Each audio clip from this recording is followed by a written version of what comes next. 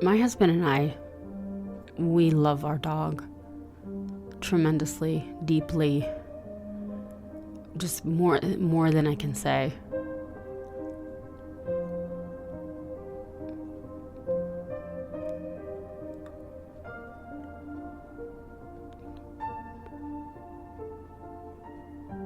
He's such an important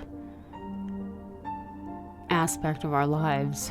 We spend every day with him. We have loved him since the day we picked him up when he was 12 weeks old. He's a really good dog. He's just such a nice dog.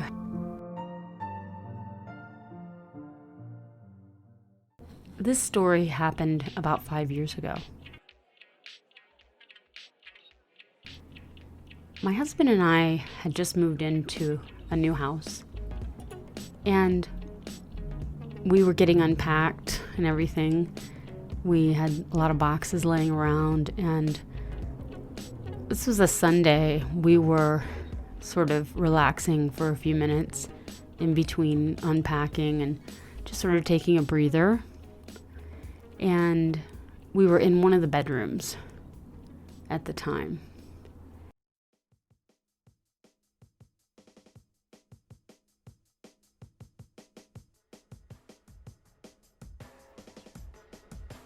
We heard some barking, and it was the dog barking pretty furiously. My husband went back to check, and there were children bouncing like a basketball up against our back gate. See, next door to us was a little strip mall, and our back gate actually exited into the back parking lot of that strip mall.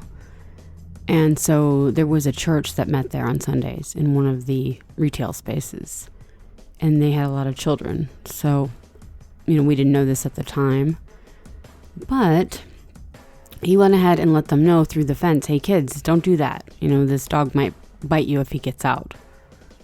And he checked the gate and he came back in. And then, a few more minutes went by, and then we hear barking, and then screaming. A bunch of children screaming. We both ran outside. We found that our back gate was swung wide open, and there were children screaming and running away from the scene, and the dog was nowhere to be found. We didn't know where he went.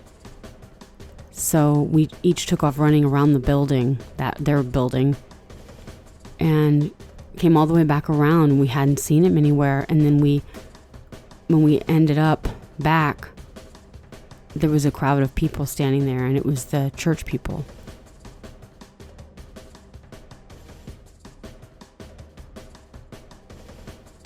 And one of them looked at us and said, "We're going to have your dog killed." I think what he meant was, because they were non-native English speakers, I think what they meant is have our dog, euthanized or something. And then another person with a phone in their hand said, "I'm calling the animal control." And we both looked at each other like, we don't even know what happened. Why would you please don't call animal control. And that's right. And that's when the person said, "We're going to have your dog killed." And he looked right at my husband. And I'll be damned if my husband doesn't say what's on his mind. We don't have children. That dog is like a child to us. He turns to the man and he says, "I'm going to have your child killed." And the man steps back like, hey, yeah, that was a pretty awful thing to say, considering when you hear the full story, you realize it's more their fault. We were minding our own business in our house with our back gate closed. And when we found the back gate wide open, there's just no way that our dog could have gotten that gate into that position. He is a medium-sized, 55-pound dog. And it was a big, heavy gate, and it sort of sagged a little bit, and it was closed and latched. So I'm not really sure. I think it was closed with a doorknob type latch.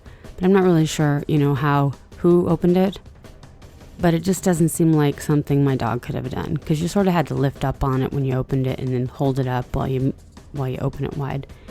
So basically one of those children opened the gate, got themselves bit, and then they all went screaming. And the dog was protecting our property and our realm, our lair. That's what dogs do. They're part of a pack, and that's what he was doing. He was terrified. He was warning us, and then he warned them by biting one of them. So back to the point where we're standing in front of the people. I said, "What happened?" And one of the little boys said, "The dog bit." And I looked at him. I said, "Who did the dog bite?" And a little boy, came over, and he put his arm up and showed me. And I brought him over to me, and I said, "Are you okay?" And he said, yeah, he had been crying. And I looked at the back of his arm, and there was a dog bite, no doubt, but it didn't break the skin. It was bruised only. And, I was shaking my head. And then meanwhile, the woman is calling animal control, and they wouldn't stop calling them. So we ran back into the back gate, closed the gate, into the house, realizing we still don't have our dog. Where is he? So we ran around the house looking, and sure enough, he was on the bed in the guest room, curled up in a tight little ball on top of the bed, just shaking. Like he knew, something was wrong, or he had done something wrong. And oh my gosh, we went up to him, we're like, oh, thank God he's all right. And we realized then that animal control was going to be knocking on our door, and they could be taking him away from us. And we were not willing to let that happen.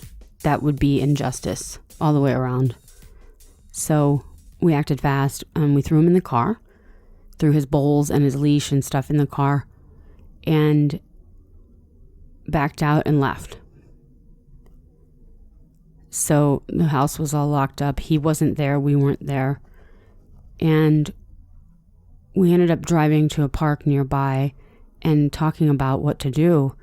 We had no idea where to go with him or what to do.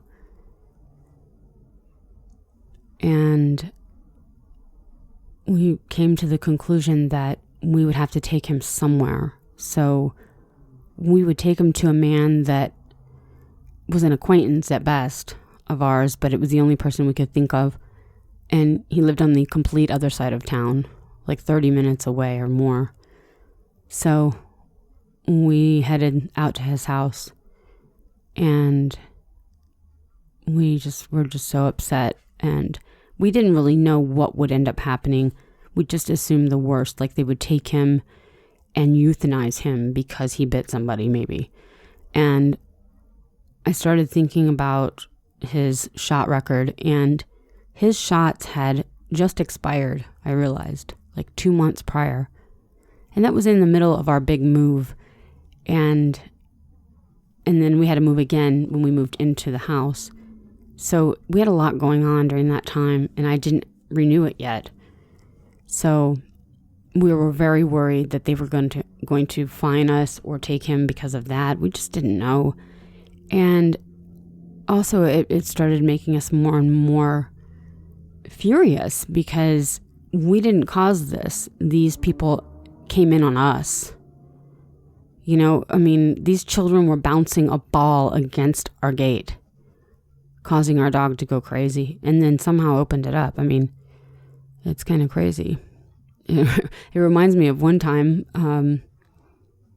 when I had gone into like a little Dollar General store or something on a trip, left my dog in the car with the windows cracked, and some lady pulls up and sticks her hand in the window and promptly gets it bit. And if you're going to do something like that, you got to expect it. And she comes in the store and she says, "Whose car is that out there with the dog in it?" And I was just walking up to the register, and I said, "Mine." And she said, "Your dog just bit me." And I said, "Did he get out?" And I started looking, and she said, No, he's in the car. And the window's rolled up, just cracked. I said, "Do you mean to tell me you stuck your hand in my car window and got your hand bit?" And there were several people standing around listening, and they all just sort of went, oh God, like how dumb. And, once again, he was a dog being protective of his area, of his territory, and somebody infringed in on that, literally past the boundaries of that. And you don't want to do that with a dog. And she was all right as well. And she apologized and I apologized. I felt bad that it happened, but it was stupidity. So anyway, we were back in the car. We're driving. We get over to the guy's house. He agrees to take care of my dog for me for a little bit till we figure out what to do. So we leave him there and we tell him, we'll be back. We went home, and when we got home, on the screen door there was a note. It was barely hanging on too. It was a note from Animal Control. Indeed, Animal Control had come to our house and knocked on the door and left this note. And the note identified who it was, and it said, you must call this number right away. So I knew they needed me to call that number so that I could, in my mind, basically incriminate myself and provide them with the information they needed to do anything with this. And if you know anything about the law, you know that's very possible. So I didn't call. I just didn't call. I threw the note in the garbage and I decided that what note? That note blew away. And it could have very well blown away. That's why I say that. So I didn't call. And like a week went by. And I'm not sure, but I think another note came. We weren't home again that time. And we started to discuss getting the dog back and what we could do. How we could shield him from any of these repercussions. And, and it's not that I'm trying to evade the law. It's not that I don't think the law applies to me. It's just that I think in situations when it comes to dog bites, a lot of times it is heavily weighed on the side of people that get bit. When oftentimes I think people that get bit cause it or provoke it or ask for it because they don't know how to act around dogs or children without guidance or parenting or whatever. And I'm not saying that's always the case, but I just know that it's a lot of times very unfair towards people with dogs. Dog bites aren't the hideous thing that everybody acts like they are. I mean, dogs bite. I've been bit by dogs, several dogs, including my own dog. And my last dog had bit me once or twice. It happens. It's a way of communicating from them. Now, mauled, that's a different story. But that's not what happened. The bite that the little boy got that day was a warning at best. I mean, it was a warning. It was a chomp, get out of here. What are you doing? Get away from this house. These are my people. And it worked, didn't it? It worked. They never did it again, that's for sure.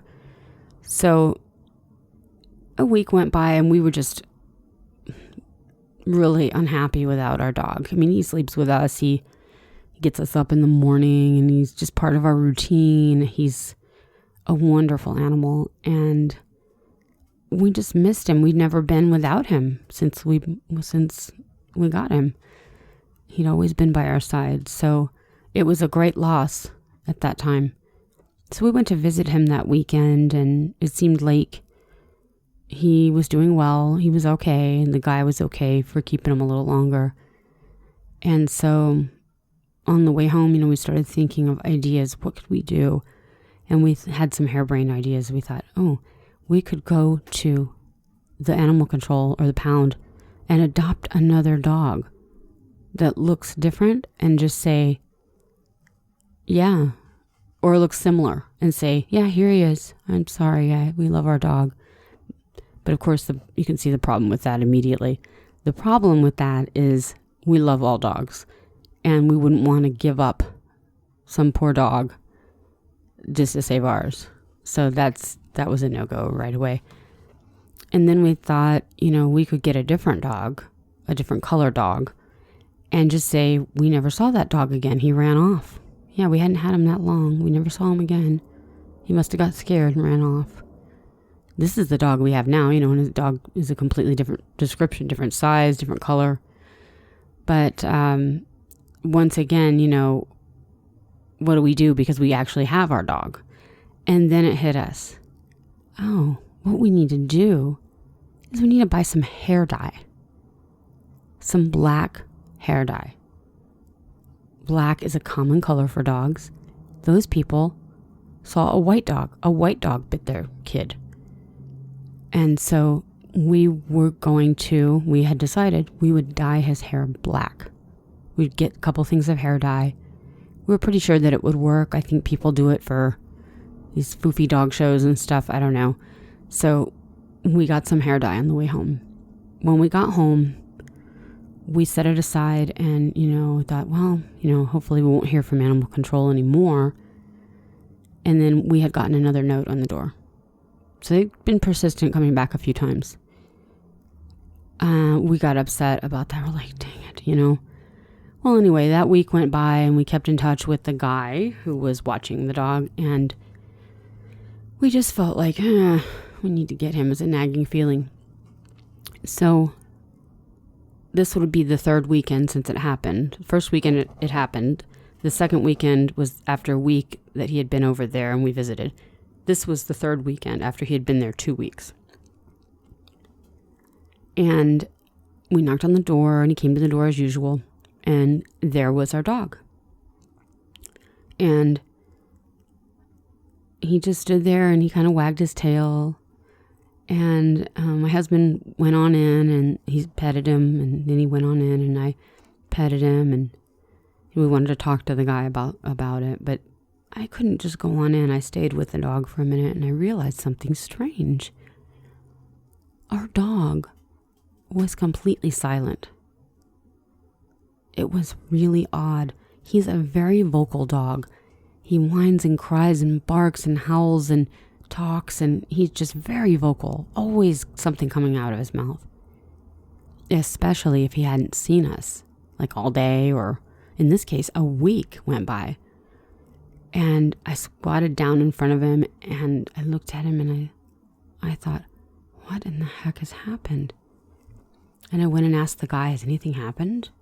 And the guy said, no, it's gone well all week. Everything's been fine. He's been good. Wow, really? And I told my husband, I said, he's completely silent. He hasn't made a sound.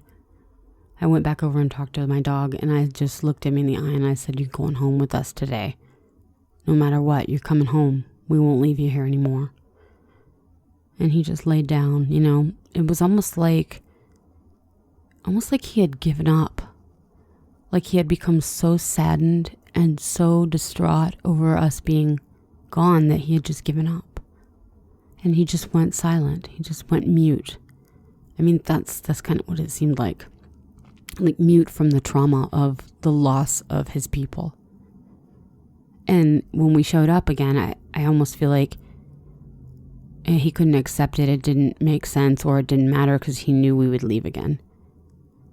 Yeah, so we took him home that day. We got home with them and we talked about the hair dye thing and we had resolved ourselves at that point to dealing with whatever would happen.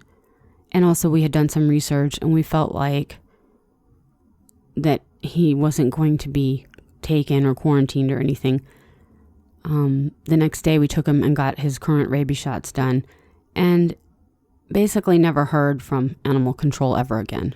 Never heard from the people. They were still going to the church over there, but never heard from animal control again, which was interesting. And I was very happy and we felt fortunate.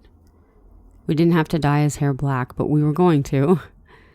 And he didn't have to go anywhere. And he's still with us today. And that was about, like I said, 5 years ago. So, people need to understand dog behavior. And they need to take care of and watch their own children, just like people with dogs are supposed to watch their dogs. And also, I think we need to talk things out more with neighbors than we do. I think we tend to jump to these conclusions, but it's better to go face to face and calmly go about finding out what happened. What took place? What can be done about it? Is anybody hurt? Instead of this instantly vindictive kind of thing. Because if you know anything about dog owners that don't have children, they're very close to their animals. They sort of are a substitute for children.